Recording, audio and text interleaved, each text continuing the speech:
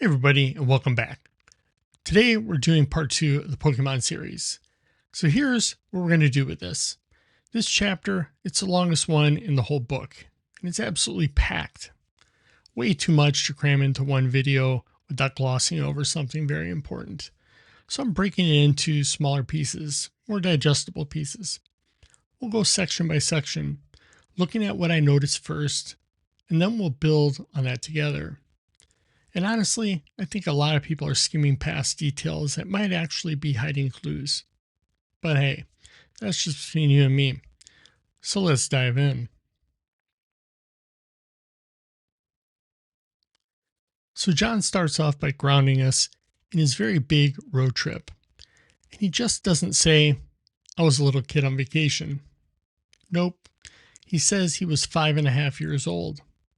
Well, that's oddly specific. Half year? Could be nothing, or could be a breadcrumb. Hold on to that for now, though. Then he paints this vivid picture. Samsonite suitcases, jammed in the back, Jayco pop-up trailer hitched on, whole family stuffed in the station wagon. Final seats, grandparents in back, parents up front, him squeezed in the middle. Now, sure, maybe it's just nostalgia, or maybe, and this is what makes JCB fun, maybe he's training us to notice the things most people skip. Then there's the trip itself. Not a straight shot. 2 weeks, circular route. Statesville, down through New Orleans, over to Houston, and then here's a line that really caught me, looping home past the Ozarks. Not to the Ozarks, not through the Ozarks, rather past the Ozarks. That word feels deliberate to me. Almost like he's pointing beyond them, telling us not to stop too soon. What's just past the Ozarks? We don't know yet, but keep that tucked away, because we'll be circling back to that later. And then he describes his excitement.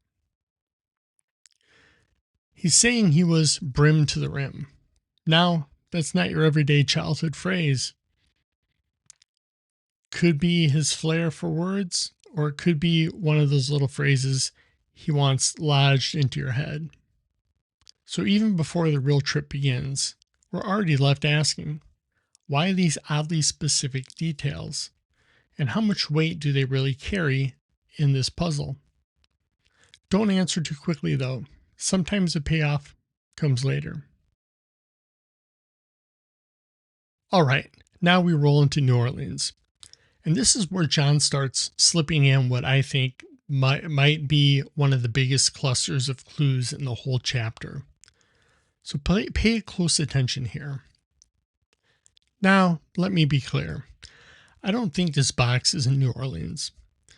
What I do think is that John used this stop as cover. Big, flashy city full of details. This is a perfect place to weave in clues without making it too obvious. Classic JCB. Story on the surface, clues underneath. The first thing he notices, a 6-story hotel.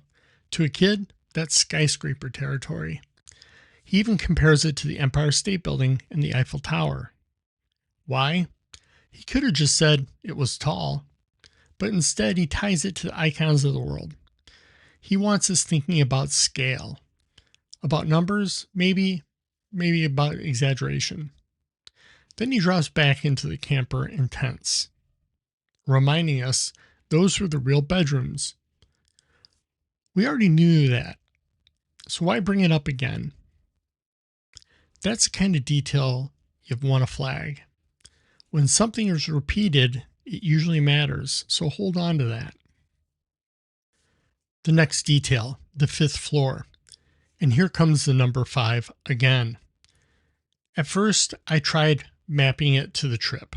I tried mapping 5 to the places where we started and ended. So 1 being Statesville, 2 being New Orleans, 3 being Houston, 4 the Ozarks, and 5 back to Statesville. but honestly, it didn't snap into place for me. Which makes me think this is either a number we'll see again later, or it's hiding in plain sight, waiting to connect to something else. So bookmark it. Then comes the line that feels almost poetic. I just wanted to spend the entire night staring out from our small balcony halfway to the stars. Halfway to the stars. What's he saying here? Halfway through the trip?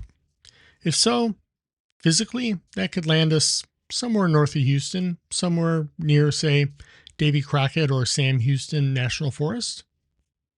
Interesting spots. But here's another thought. Halfway to the stars might be pointing us to Memphis. In the mid-70s, Memphis was alive with jazz music. There's a big music scene for jazz there. And later in the same chapter, John introduces jazz as a theme. Coincidence or another clue? File it away for now, because when the music shows up later, it might tie back in there. So yeah, there's a ton to chew on already, and it's tempting to grab one or two of these details, pin them on a map, and call it a solve. But that's exactly how you fall into a confirmation bias. John himself said these aren't impossible. But he also said we need to pay attention to everything. To me, the half years, how he repeated the pop-up and the use of tense, the number 5, the word past the Ozarks. That's why I'm slowing this chapter down, piece by piece.